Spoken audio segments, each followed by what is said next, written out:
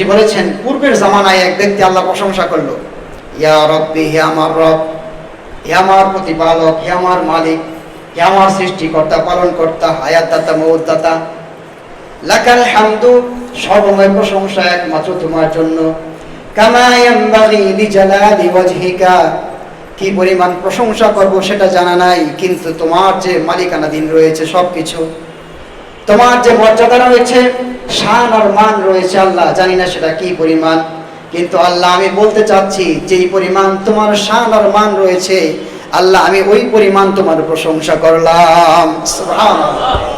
আপনি চিন্তা করতে পারেন যে নবীজি এই কথাটি নিজেই বর্ণনা করছেন যে আগের জামানায় এক ব্যক্তি, সাহাবারা নবীর থেকে হাদিস বর্ণনা করেন, আর নবীজি নিজেই বলছেন যে আগের জামানায় এক ব্যক্তি এইভাবে আল্লাহর প্রশংসা করলেন, আল্লাহ নবী নিজে বর্ণনা করছেন। সুবহানাল্লাহ। কামা ইয়ানবাগি লিজালালি ওয়াজহিক, তোমার যে শান আর মান আছে, মর্যাদা আছে, তোমার যে দাম আছে, সেই অনুযায়ী যেই পরিমাণ প্রশংসা দরকার আল্লাহ সেই পরিমাণ করলাম।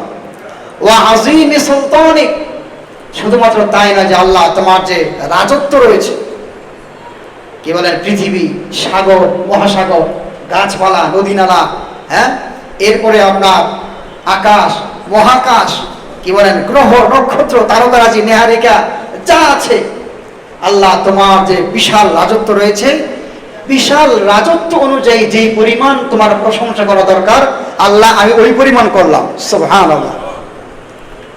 তো আমাদের কাঁধে ফেরেশতা আছে না নাই? সব লেখা হয় এবং তাকে ডিরেকশন দেওয়া আছে যে তুমি বান্দা যদি একটা নেকির কাজ করে তাকে তুমি প্রথমে 10টা সওয়াব দান করে দিবা। সুবহানাল্লাহ। একের বদলায় প্রাথমিকভাবে 10 দেওয়া হয়। আল্লাহ পাক কোরআনে বলেছেন, মান জাআ বিল হাসানাতি ফালাহু আশরু আমসালিহা ওয়া মান জাআ বিস সাইয়্যাতি ফালা ইউজজা ইল্লা মিসলাহা ওয়া হুম লা ইউযলামুন। আল্লাহ বলেন, যখন কোনো মানুষ, কোনো বান্দাবান্দি ভালো একটি কাজ করে আল্লাহ রাব্বুল আলামিন তাকে সঙ্গে সঙ্গে 10টি নেকি দান করে। সুবহানাল্লাহ। একের বদলে 10। আর এটিকে নবীজি বলেছেন ইলা সাবঈ মিআতি দিফিন, অর্থাৎ এটিকে আল্লাহ পাক রব্বুল আলামিন 10-এর মধ্যেই সীমাবদ্ধ করে দেন না, বরং আল্লাহ পাক রব্বুল আলামিন বান্দার যেই পরিমাণে ইখলাস, একাগ্রতা, একনিষ্ঠতা, তার যে খালেস নিয়ত, সেই নিয়ত অনুপাতে বান্দার কোনো কোনো আমলের মর্যাদা আল্লাহ পাক 700 গুণ পর্যন্ত বৃদ্ধি করে দেন। সুবহানাল্লাহ।